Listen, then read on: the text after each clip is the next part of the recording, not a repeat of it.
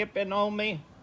And if you want to see the full video, you have to like and subscribe. But that's it right there.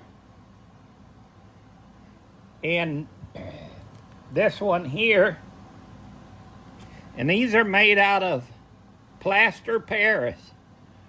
Look at that.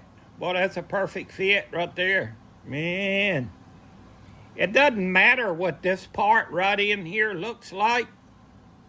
It don't matter what that looks like at all, as long as you get the inside, like all of the detail. Can you see the detail in this one? All the ribs in there. That's what you're after.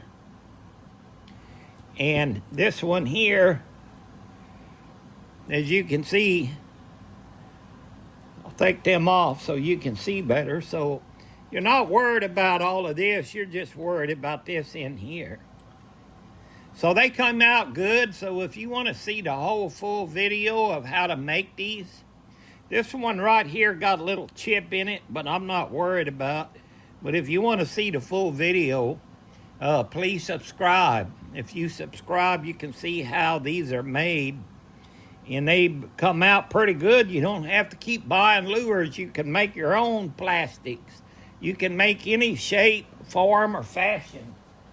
Now I'll show y'all how I get to that. Now these are some worms. What I do is I got these worms glued down to this styrofoam, and I'm waiting for this glue to dry.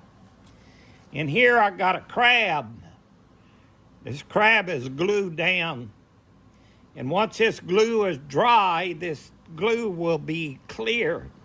And then once it's all dry, I will take and oil all of this with a worm oil. Then I'll pour my plaster Paris over it, then turn it upside down and break the mold out of it. And you can make any kind of mold you want, and you can even come up with your own design. Thank y'all for tuning in. We'll see you on the next one. Wayne O's Rod House. We're saying to you, go fishing, happy RVing. Please like and subscribe.